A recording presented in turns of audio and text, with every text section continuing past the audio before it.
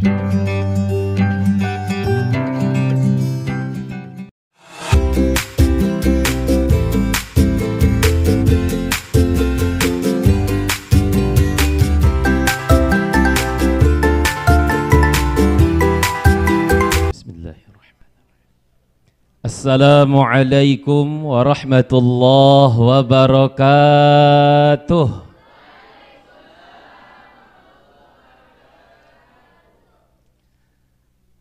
Alhamdulillahilladzi arsala rasulahu rahmatan lil alamin.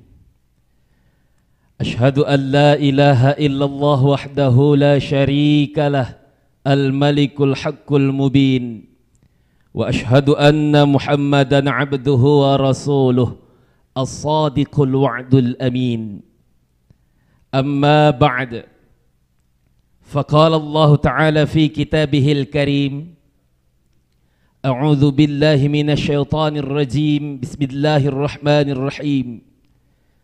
Muhammadur Rasulullah walladzina ma'ahu asyidda'u 'alal kuffar ruhama'u bainahum tarahum ruk'an sujjada yabtaghuna fadlan minallahi wa ridwana simahum fi wujuhihim fi athari sujud ila akhir ayah. Wa qala Rasulullah sallallahu alaihi wasallam man ahabbani kana ma'iya fil jannah. Sadaqallahul azim. Dengan bismillah awal kita bertutur. Alhamdulillah, puji dan syukur kepada Allah Rabbun Ghafur yang telah menciptakan 7 lapis langit begitu teratur, menciptakan bumi yang begitu subur sehingga kita makhluknya hidup dengan begitu makmur, dan semoga kita bisa menjadi insan yang tahu bersyukur, selalu bertafakkur, dan jangan sampai kita menjadi insan yang kufur dan takabbur, agar negeri kita menjadi negeri yang baldatun thayyibatun wa rabbun ghafur. Salawat berangkaikan salam mari kita lantun kepada Nabi Muhammad yang begitu santun. Semoga syafaatnya segera turun dikala masa la yanfa'u malun wala banun. Yang sama kita hormati Bapak Pimpinan Cabang Muhammadiyah Tanjung Sari, Bapak Pimpinan Dikdasmen, Bapak atau Ibu Pimpinan Aisyah Muhammadiyah beserta seluruh jajaran yang berhadir, Bapak Kepala SMP Muhammadiyah 3 Medan, Ketua Panitia, Bapak Ibu Dewan Guru yang dirahmati Allah Subhanahu wa ta'ala, dan para pemirsa yang menyaksikan di live streaming Muhammadiyah Official yang dirahmati Allah Subhanahu wa ta'ala. Sekuntum bunga sedang mekar, indah dipandang saat purnama. Bapak Ibu hadirin, apa kabar? Sehat semuanya? Sehat ya, alhamdulillah. Anak Dara makan pepaya dibelah 3. Dari sini terlihat wajah Bapak dan Ibu bercahaya, kelihatan calon-calon penghuni surga. Amin ya rabbal alamin. Ibu mau masuk surga, Bu? Mau cepat-cepat masuk surga? Oh, belum dulu ya. Bapak Ibu para orang tuaku yang dirahmati Allah, mohon maaf, minta izin saya, tidak ada niatan mengajari limau berduri, tak ada niatan ingin menggurui, tapi kita hanya sekedar membagi informasi saja. Apabila Bapak Ibu sudah pernah mendengar dari apa yang saya sampaikan bisa menjadi penguat pengetahuan yang sudah ada, dan apabila belum pernah mendengar dari apa yang saya sampaikan bisa menjadi penambah pengetahuan baru. Karena penyakit kita kalau pengajian ini hanya satu, Bapak Ibu, senang mendengarkan tapi malas mengamalkan. Tapi mudah-mudahan kita yang hadir hari ini adalah tergolong orang-orang yang senang mendengarkan, senang pula mengamalkan. Amin, amin ya rabbal alamin. Prinsip kita mudah-mudahan acara kita, resepsi maulid ini yang diiringi oleh Islamic Kompetisi, mudah-mudahan niatannya ialah Today is better than yesterday and tomorrow will be better than today. Hari ini harus lebih baik dari hari kemarin dan hari esok akan menjadi lebih baik dari hari ini. Hari ini kita cinta Rasul, mudah-mudahan esok kita semakin cinta kepada Rasulullah sallallahu alaihi wasallam. Karena man ahabbani kana ma'iya fil jannah. Barang siapa yang cinta padaku, maka ia akan berkumpul bersamaku di surga nantinya. Bapak Ibu, para orang tuaku yang dirahmati Allah Subhanahu wa taala, sebagai informasi, Al-Hafiz Al-Musnid Muhammad bin Alwi Al-Maliki Al-Hasani dalam kitabnya Mafahim Yajibu an Tusahhah, beliau menjelaskan kebolehan melaksanakan Maulid Nabi Muhammad sallallahu alaihi wasallam karena ada beberapa hal di dalamnya. Yang pertama, Maulid menunjukkan bukti cinta kita kepada Rasulullah sallallahu alaihi wasallam. Yang kedua, mengagungkan martabat Nabi Muhammad sallallahu alaihi wasallam. Yang ketiga, mengingat kepribadian Rasulullah. Yang keempat, meneladani sejarah dan perjalanan Rasulullah sallallahu alaihi wasallam. Dan yang kelima, meneladani akhlak dan pribadi perlakuan Rasulullah sallallahu alaihi wasallam. Maka Bapak Ibu, mudah-mudahan kita yang hadir hari ini itu adalah orang yang cinta Rasul, mengagungkan martabat. Sebelum saya naik ke mimbar utama ini, tadi kita sudah sama-sama bersolawat, kita sama-sama mengucapkan salam kepada Rasul. Itu adalah salah satu mengagungkan martabat Nabi Muhammad sallallahu alaihi wasallam. Mudah-mudahan kita tergolong umat yang bisa bersama Rasul di surga nantinya. Karena Allah berfirman di dalam surah Al-Fat, Muhammadur Rasulullah. Muhammad itu utusan Allah. Imam Ibnu Katsir Ad-Dimashqi di dalam Tafsirul Quranul Azim, beliau menjelaskan bahwa Muhammad itu adalah mubtada, Rasulullah adalah khabarnya. Dalam tafsir Kementerian Agama Republik Indonesia menjelaskan bahwa Muhammadur Rasulullah, Nabi Muhammad itu adalah Nabi yang agung, Nabi yang menjadi rahmat bagi seluruh alam. Di dalam tafsir Lubabut Ta'wil fi Ma'ani Tanzil dijelaskan bahwa Allah Subhanahu wa ta'ala bersaksi bahwa Allah telah mengutus seorang Nabi yang agung yang menyampaikan risalah untuk umat seluruh alam. Jadi Bapak, Ibu, Nabi Muhammad itu adalah Nabi yang paling mulia. Seorang figur yang berpengaruh dalam sejarah. Michael Hart menulis buku yang berjudul 100 Ranking of the Most Influential Person in History. 100 tokoh yang paling berpengaruh dalam sejarah. Michael Hart menempatkan Nabi Muhammad pada peringkat yang pertama. Disusul yang kedua Isaac Newton, yang ketiga Yesus Kristus, keempat Siddhartha Gautama, kelima Konghucu. Nabi Muhammad berada pada peringkat yang pertama. Imam Abu A'la Al-Maududi di dalam bukunya The Prophet of Islam, beliau jelaskan he is the only one example. Rasul itu contoh paling lengkap. Jadi Rasul itu segala sesuatu yang Rasul lakukan itu jadi contoh buat kita Bapak Ibu. Dan tidak pernah Rasul melakukan hal yang sia-sia. Mulai dari tidur sampai bangun tidur.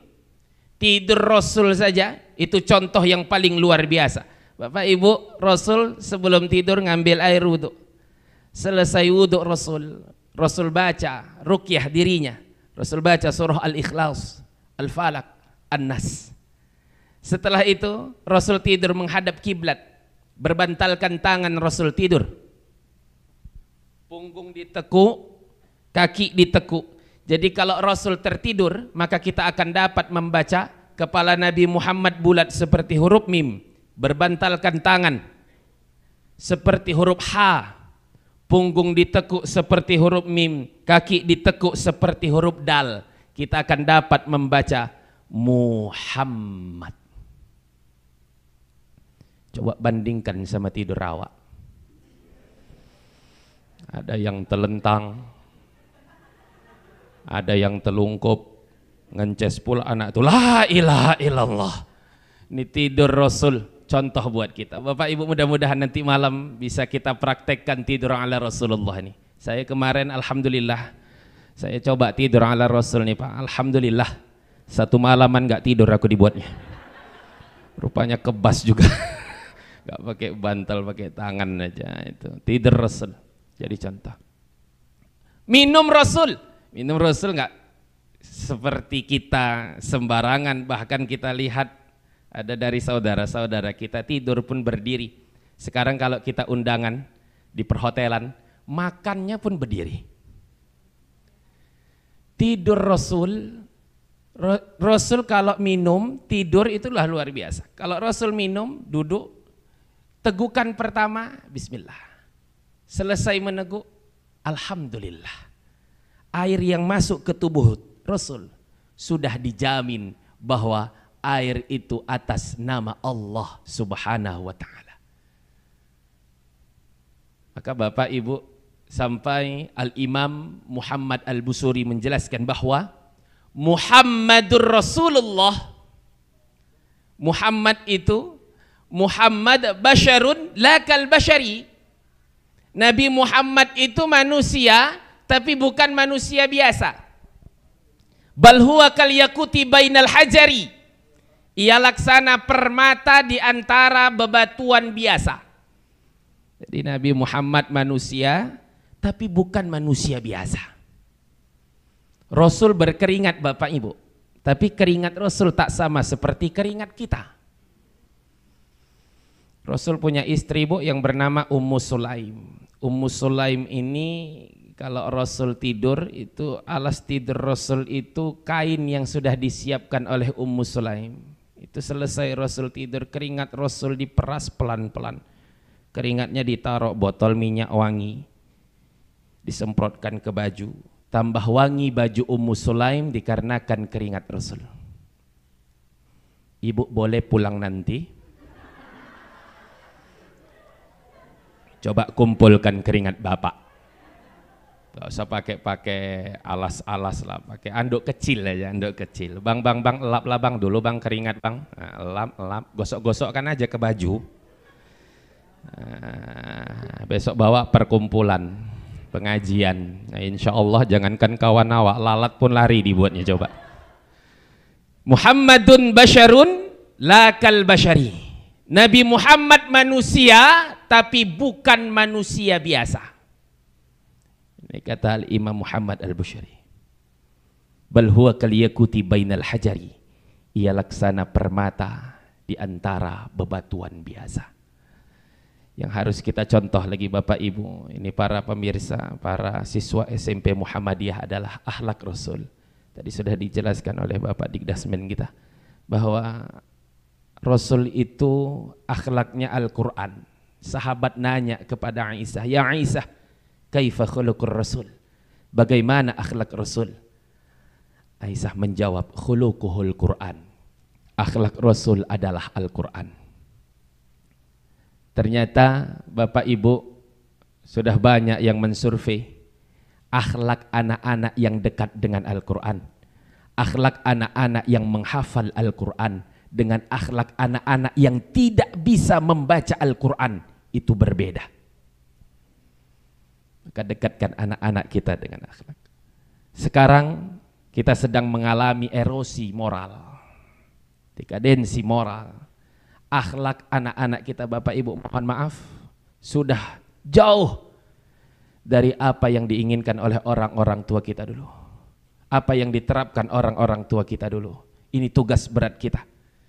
Coba kita perhatikan kalau anak dulu lewat depan orang tua bungkuk, tangan di depan, amit ya Pak, Amit ya Pak. Oh ya Allah, beradab. Kalau ada guru berjalan di belakangnya, tak berani dia berjalan di depannya. Ia persilahkan dulu gurunya lewat. Silahkan Ibu, Bapak. Lewat terlebih dahulu. Dulu murid segan sama gurunya. Nggak berani papasan sama gurunya. Kalau bisa musing dari belakang sekolah. Nggak berani papasan langsung. Segan. Sekarang murid, gurunya marah pun tak takut lagi dia. Dulu guru marah pakai bahasa tubuh, murid tahu kalau gurunya marah. Ibu cukup melotot aja. Takut dia. Saya juga guru, alhamdulillah. Saya coba sama murid-murid saya pelototi orang itu. Senyum dia. Senyum dia Pak. Allahu Akbar. Saya merengkan sedikit. Anak-anak itu pun ngomong, mata lah Ustadz. Gitu, la ilaha illallah. Itulah guru sekarang. Kalau murid-murid dulu ya Allah segan luar biasa sama guru, segan. Kalau murid dulu dimarahi sama gurunya, jangankan dimarahi, dipukul sama gurunya, nggak akan berani dia mengadu ke rumahnya, karena kalau mengadu bakal ditambah oleh orang tuanya. Kalau murid sekarang, jangankan dipukul, masih dimarahi, udah datang mamanya marahi awak. Krisis moral Pak. Dulu murid segan, sekarang udah nggak segan lagi sama guru. Lewat saya keluar dari pagar sekolah, rame-rame orang itu bengok. Ustadz, Ustadz, ban Ustadz, ban Ustadz. Kenapa bannya? Muter Pak Ustadz katanya. Allahu Akbar. Guru jadi bahan mainan. Ini adalah tugas kita, mengembalikan lagi akhlak di tengah-tengah kita. Moral, akhlak anak-anak kita. Ayo, kuncinya adalah dekatkan anak-anak kita dengan Al-Quran. Maka ini adalah kegiatan yang luar biasa positif, mendekatkan anak-anak melalui dengan Islamic kompetisi. Ini harus kita istiqomahkan acara-acara yang seperti ini. Karena masyarakat kita butuh para penghafal Quran. Masyarakat kita butuh para generasi-generasi pecinta Quran. Generasi-generasi yang selalu aktif di masjid. Ibu mohon maaf minta izin. Seorang ibu, seorang guru yang beriman, bertakwa, ketika ia dengar suara azan anaknya, ia dengar suara azan muridnya, muridnya baca Quran, menetes air matanya. Apalagi seorang ibu. Azan anak ibu di masjid, menetes air mata ibu. Bergema di masjid itu suara anak ibu. Allahu Akbar, Allahu Akbar. Ibu pun menetes air mata ibu. Ya Allah, anakku itu ya azan ya Allah, ya Allah. Capek aku membesarkannya itu ya Allah. Ya Allah ya Rabbi. Bangga aku ya Allah, anakku itu ya Allah. Kadang sampai dibilangkan ke tetangga, yuk kau tengoklah yuk anakku yang azan itu ya Allah, yuk. Coba lakinya yang azan. Allahu Akbar, Allahu Akbar. Tetangga bilang, yuk kayak suara lakimu lah yuk. Dia pun bilang, oh enggak katanya. Padahal memang lakinya yang azan. Coba ya Allah, itu ya. Anak-anak kita itu adalah generasi kita. Bu, jujur terus teranglah, ibu lah saya tanya, mana lebih ibu banggakan, anak ibu apa laki ibu? Anak ya kan? Anak. Saya Pak selalu tanya sama ibu-ibu perwiritan itu, ibu-ibu pengajian, ibu berapa orang anak ibu? Itu jawabnya semangat kali. Anak saya Pak Ustadz, 4 Pak Ustadz anak saya Pak Ustadz, 4-4-nya Pak Ustadz jadi orang. Pertama Pak Ustadz kerja di Bank Mandiri Syariah Pak Ustadz. Yang kedua Pak Ustadz dokter di Rumah Sakit Adam Malik Pak Ustadz. Yang ketiga Pak Ustadz manajer di PT PN 4 Pak Ustadz. Yang keempat Pak Ustadz di Polsek Deli Serdang Pak Ustadz. Ngapa ibu? Tugas, bukan Pak Ustadz, ketangkep. La ilaha. Tiba-tiba kalau gitu ditanya bapak, kalau bapak kayak mana bu? Gak usah tanya bapak lah Pak Ustadz. Bapak batuknya jam 3 sama jam 4 udah beda Pak Ustadz. Batuk jam 3, batuk jam 4, la ilaha illallah.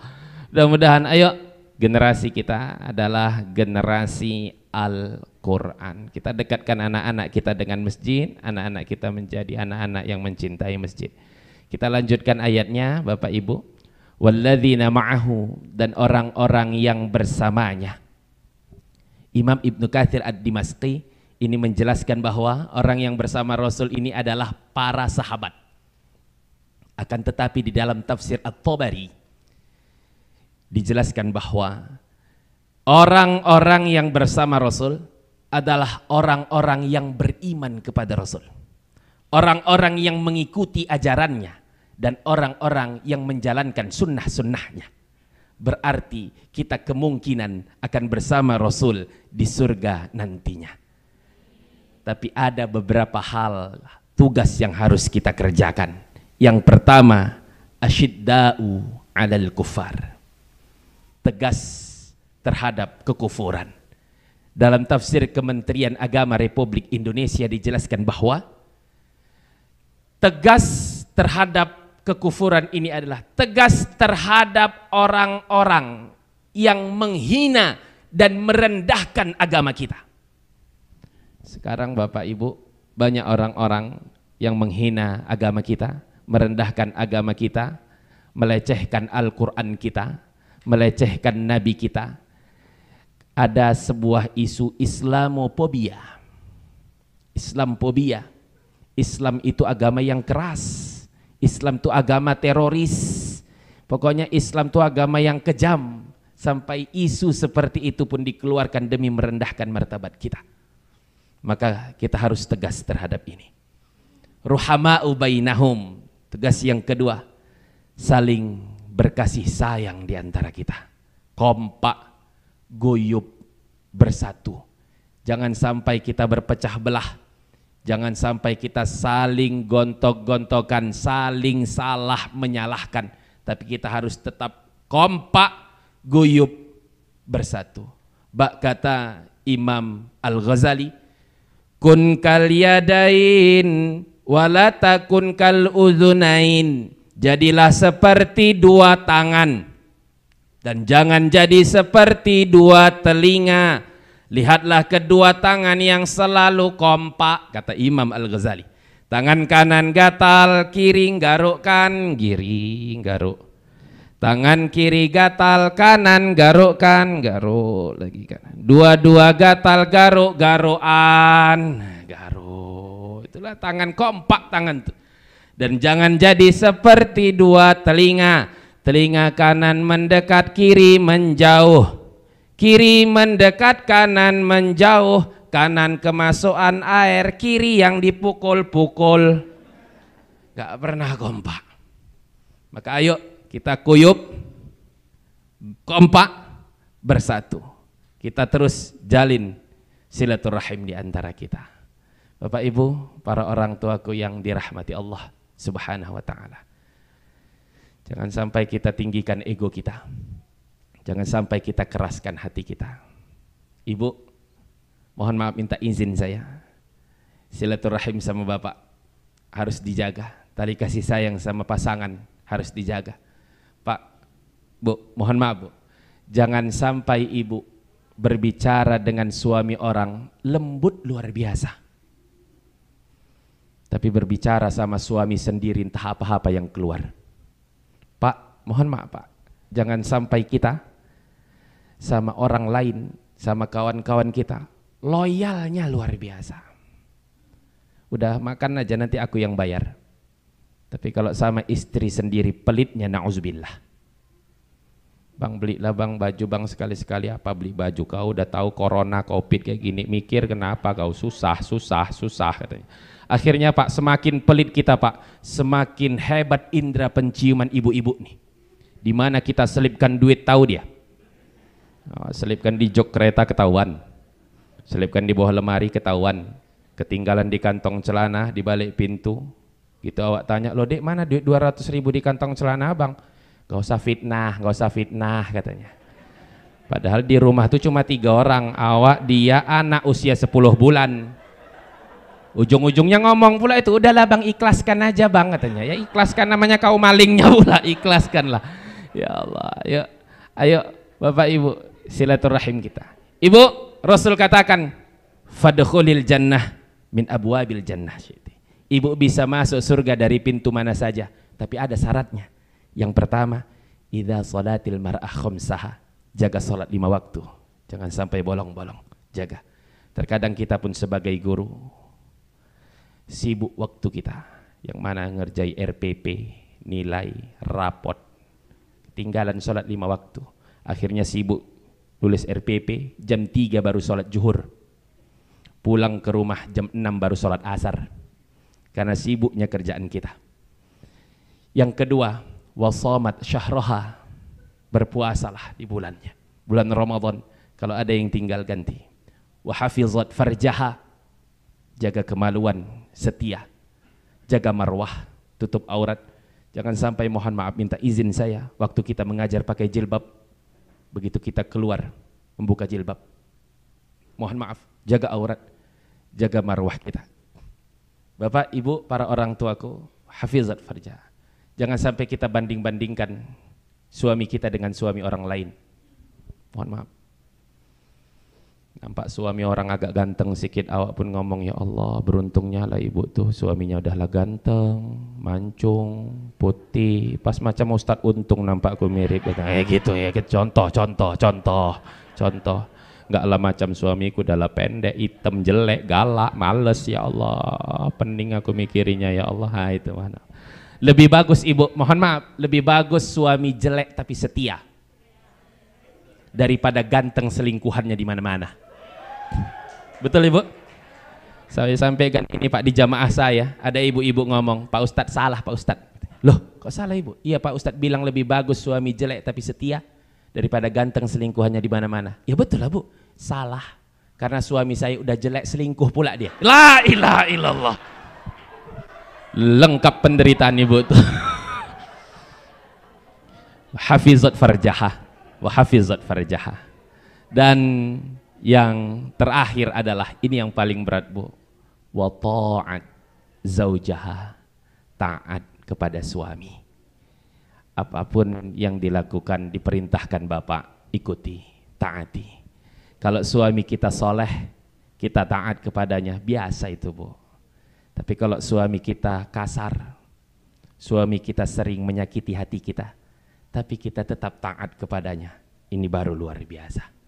Itu insya Allah ibu bisa masuk surga dari pintu mana saja yang bisa ibu senangi.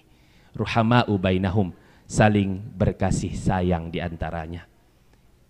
Ketiga, tarahum ruka'an sujada, selalu terlihat rukuk dan sujud, selalu beribadah. Kalau kita hitung-hitung Pak, sebelum Allah hisab kita, kitalah sendiri menghisab diri kita. Ternyata ibadah yang kita lakukan di dunia ini sikit kali Pak.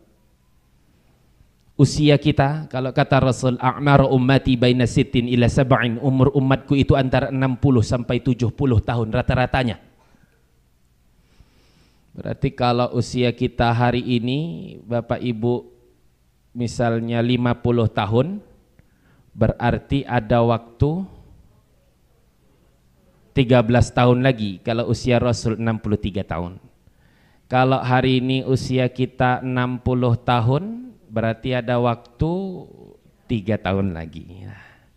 Kalau hari ini usia kita 62 tahun, 11 bulan, 29 hari, berarti ada waktu 1 hari lagi. Nah, kita siap-siap aja lah menghitung. Coba kalau kita hitung-hitung lah, saya senang kadang-kadang hitung Pak. Allah berikan waktu buat kita 24 jam. 24 jam Allah berikan waktu buat kita, nggak akan berubah ini. Dan udah kita bagi-bagi waktunya. 8 jam kita gunakan untuk tidur, untuk istirahat. Jadi kalau 8 jam kita tidur, 1 hari 63 tahun usia kita, kita berarti sudah tertidur 21 tahun. Habis waktu kita untuk tidur. 8 jam untuk kerja. Kalau 8 jam untuk kerja berarti 21 tahun kita habiskan waktu kita untuk bekerja. Tinggal 8 jam lagi, karena 8 kali 3 24. Tinggal 21 tahun lagi, 21 kali 3 63. Ada enggak sholat kita 21 tahun lamanya? Kita sholat terkadang satu kali sholat 10 menit. Sholat zuhur 10 menit, asar 10 menit, 5 kali 10, 50 menit. Kita taruh aja lah Pak, kita rata-ratakan aja lah 1 jam. 1 jam kita beribadah 1 hari. Sholat tuh 1 jam 1 hari. Allah berikan waktu buat kita 24 jam. Tapi hanya 1 jam kita buat untuk beribadah kepada Allah.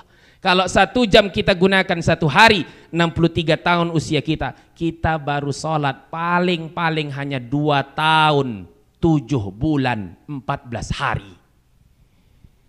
Inilah kalau kita pada-padakan di sholat hanya 2 tahun, itu belum lagi dipotong sama sholat-sholat kita yang bolong dulu-dulu. Ibu mohon maaf, belum lagi dipotong ini sama lampu merah.